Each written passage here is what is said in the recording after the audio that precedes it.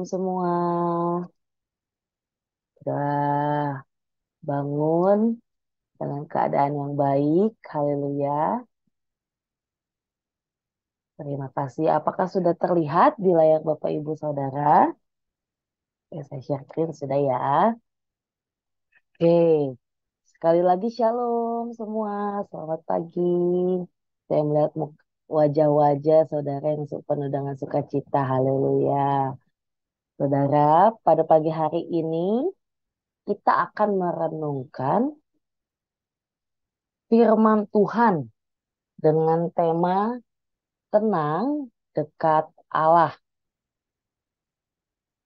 Kita akan membaca dasar firman Tuhannya di dalam Mazmur 62 ayat 2 sampai 3 dan ini sorry salah. Nah, ayat 6 sampai 9, bukan pasal 6 ayat 9 ya. Kita akan baca 1 2. Hanya dekat Allah saja aku tenang, daripadanya lah keselamatanku. Hanya dialah gunung batuku dan keselamatanku. Kota bentengku, aku tidak akan goyah. Hanya pada Allah saja kiranya aku tenang. Sebab daripadanya lah harapanku. Hanya dialah gunung batuku dan keselamatanku. Kota bentengku, aku tidak akan goyah. Pada Allah ada keselamatanku dan kemuliaanku. Gunung batuku, gunung batu kekuatanku. Tempat perlindunganku ialah Allah. Percayalah kepadanya setiap waktu, hai umat, curahkanlah isi hatimu di hadapannya. Allah ialah tempat perlindungan kita. Nah, Bapak Ibu, penasaran tidak? Kira-kira apa sih yang melatar belakangi seorang Daud sebenarnya ya? Ini tulisan Daud, tetapi dirancang menjadi sebuah nyanyian oleh Yedutun. Kenapa Raja Daud bisa menulis ini? Nah, sebentar kita akan melihat apa sih yang dialami Daud ketika menulis Mazmur ini ya. Nah, ketika menulis Mazmur 62, sesungguhnya itulah menjadi salah satu masa paling mengerikan di hidup Daud. Kenapa saya bisa berkata demikian? Karena ayat ini, pasal ini ditulis ketika Absalom, anak Daud, ingin mengkudeta Daud sendiri dengan kekuasaannya, bahkan ingin membunuh Daud ayahnya sendiri, Bapak Ibu. Kita bisa membayangkan apa yang menjadi perasaan Daud saat itu ya. Ya pasti sangat rapuh, dilanda kesedihan, kekecewaan yang mendalam pasti, dan ketakutan. Bahkan Bapak Ibu bukan bukan memutuskan untuk memerangi Daud anaknya, tetapi justru Daud memilih untuk melarikan diri dari Absalom. Kenapa? Karena ia sangat mengasihi anaknya, Absalom, dan tidak ingin berperang. Karena tentu perang itu menimbulkan resiko untuk membunuh Absalom. Kemudian ketika perang itu pecah, pasti perang itu saat itu terjadi di tengah-tengah Yerusalem. Dan sudah pasti mengorbankan banyak orang, banyak warga Israel, banyak tentara juga. Oleh sebab itu, untuk kedua kalinya, Daud mengembara ke padang gurun. Yang pertama ketika dia melarikan diri dari Saul. Dan yang kedua ketika saat ini Bapak Ibu, ketika dia melarikan diri dari anaknya Absalom. Kita tahu padang gurun adalah tempat yang sangat berbahaya ya, tempat yang sangat ekstrim. Di sana banyak, pertama kita mengenalnya mungkin begal ya, banyak perampok, kemudian juga di sana secara situasi, secara cuaca sangat ekstrim ketika pagi, siang, itu pasti akan panas, terik luar biasa. Tetapi ketika malam hari, akan sangat dingin. Dan di sana Daud menghadapkan dirinya pada suatu realitas status yang tidak jelas. Padahal dia di saat itu masih menjadi seorang raja, Bapak Ibu. Dan masa depan yang tidak pasti. Tapi apa yang menjadi pilihan Daud ketika dia menghadapi situasi-situasi demikian? Dari ayat-ayat yang sudah kita baca tadi, Mazmur 62, kita melihat bahwa Daud memilih untuk tetap tenang. Bapak Ibu coba kita pikirkan ya, saudara. Ketika kita menghadapi apa yang Daud sedang hadapi. Kita coba imajinasikan ketika kita coba berada di posisi Daud. Apa kita bisa memilih untuk tenang? Kalau saya tidak mungkin tenang sih. Saya tidak tahu respons apa yang akan saya keluarkan di dalam diri saya begitu Bapak Ibu.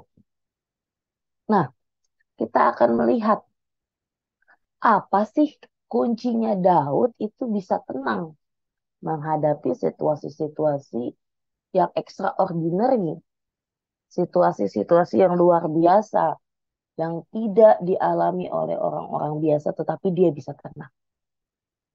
Yang pertama, Bapak Ibu, kunci yang pertama Daud bisa tenang. Pertama, dia menyadari keberadaan Allah dalam hidupnya. Kita tahu ya, di ayat-ayat yang tadi sudah kita baca, hanya pada Allah saja keselamatanku. Dialah kota bentengku, gunung pertahananku. Begitu Bapak Ibu. Jadi ketika masalah itu datang, respons pertama yang Daud keluarkan adalah dia sadar bahwa Allah tetap memegang kendali dalam kehidupannya. Bahwa dia memiliki Allah yang setia dalam kehidupannya. Nah, kalau kita, Bapak Ibu, kita refleksikan ke dalam hidup kita pribadi. Ketika mungkin kita memiliki masalah ekonomi, kita pikirin ya, waduh, anak mau bayar uang sekolah, bayar uang kuliah, atau teman-teman ini yang saudara-saudara ya, yang masih kuliah juga, kita berpikir, aduh mau bayar eh, uang kuliah bagaimana, orang tua rasanya kita malu ya untuk minta sama orang tua dan lain sebagainya. Saya berpikir banyak kemungkinan-kemungkinan gitu ya, banyak alternatif, alternatif. Aduh saya harus apa, saya harus apa, saya harus apa gitu.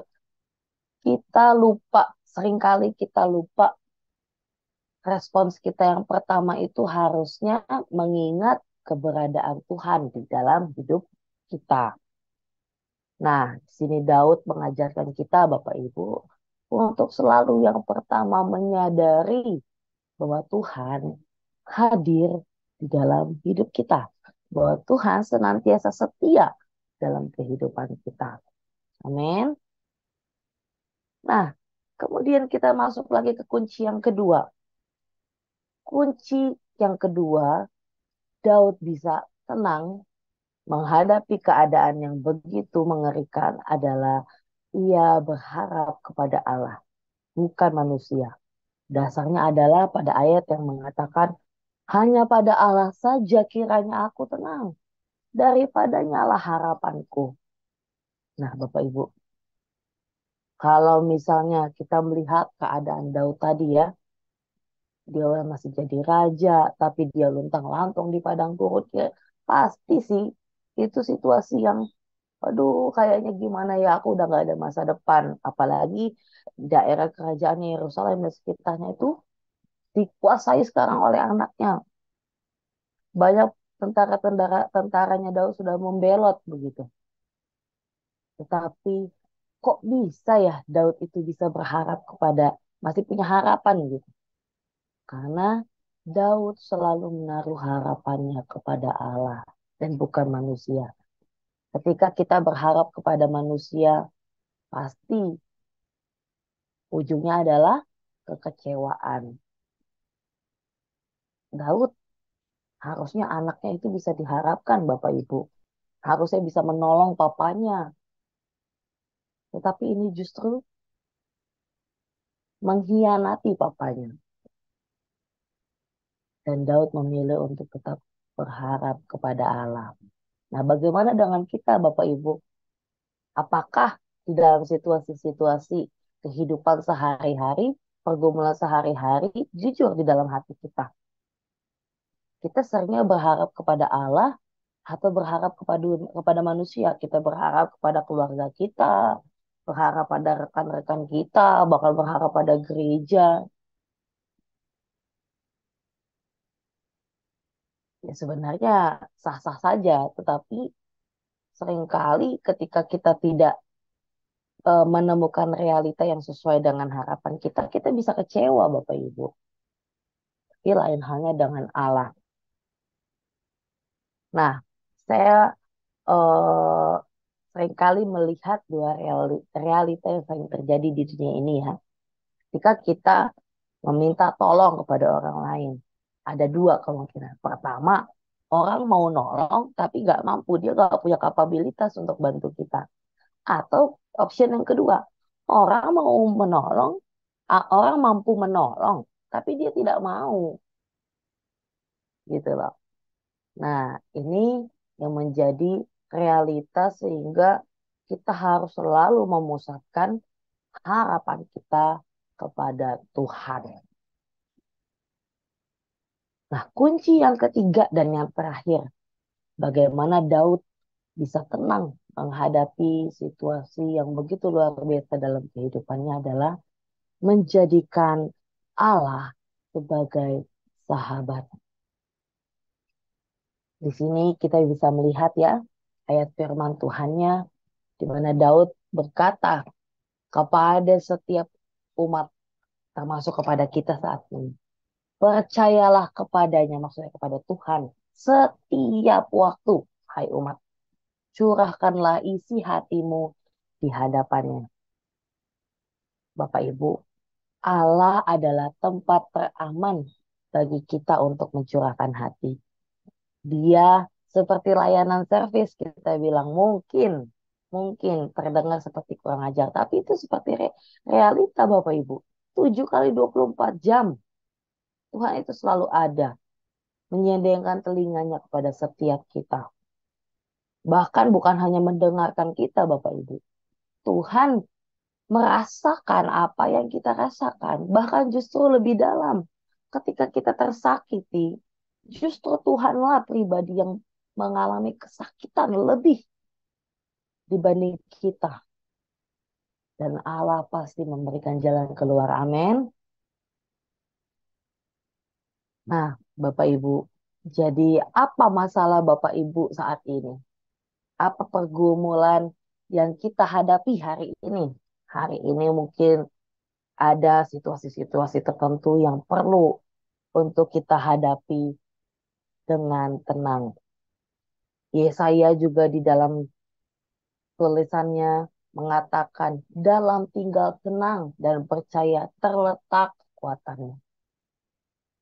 Dia juga mengatakan ya Tuhan, ini karena inilah hatiku mengharapkan Engkau, tenangkanlah rohku, buatlah aku sehat, buatlah aku sembuh. Bapak Ibu, di dalam ketenangan pasti ada kekuatan.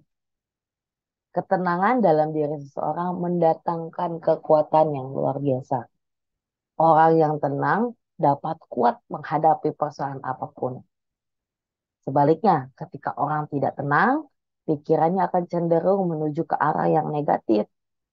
Banyak keputusan-keputusan yang salah atau keliru ketika kita memutuskannya dalam kondisi hati yang tidak tenang. Tenang dekat Allah adalah satu-satunya damai sejahtera yang sejati, bukan yang semu.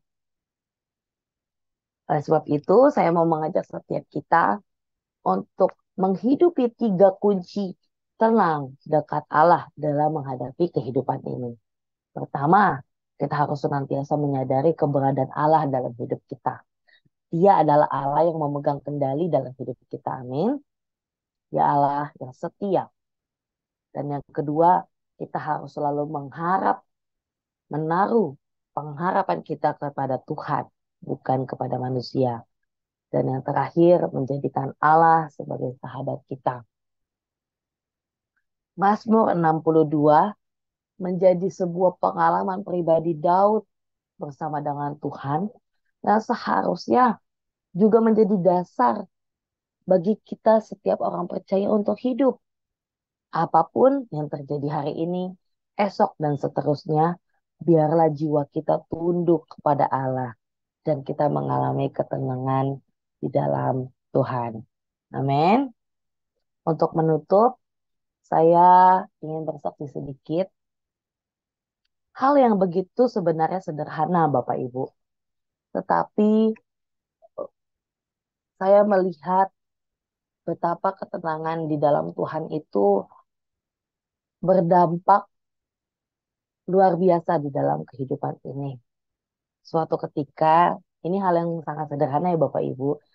Saya percaya Roh Kudus akan memberikan kekuatan, bahkan pengertian-pengertian yang lebih dalam, bahkan membawa Bapak Ibu mengalami ketenangan di dalam Tuhan secara pribadi ya, dalam kasus-kasus Bapak Ibu. Suatu kali saya di jalan bersama dengan Ivan ya, eh, di daerah Cililitan situ.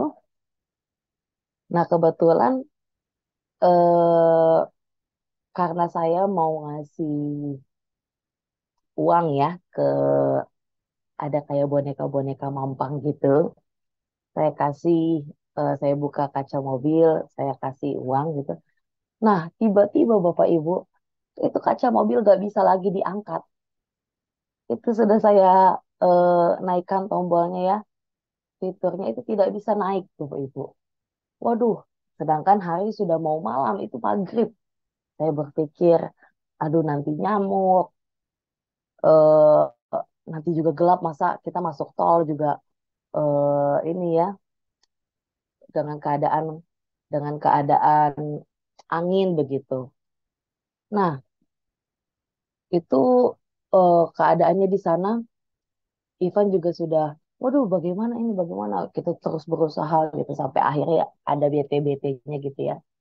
Kemudian saya berespons untuk tenang gitu Bapak Ibu. Saya berpikir, aduh pasti Tuhan akan bantu ya. Saya tenang, tenang. Saya berusaha untuk menertawakan keadaan. Dan ajaibnya Bapak Ibu, ketika saya berespon untuk menertawakan eh, keadaan itu, justru ketika kita tarik, terus Ivan juga eh, pencet tombolnya, justru tiba-tiba itu kaca mobil bisa naik. Dan akhirnya kami tidak eh, mobil kami tidak kebanyakan tidak masuk nyamuk, juga tidak eh, angin ya ketika di masuk tol gitu Pak. Nah, itu hal yang sederhana Bapak Ibu, tetapi itulah dampak dari ketenangan dalam menghadapi situasi keadaan.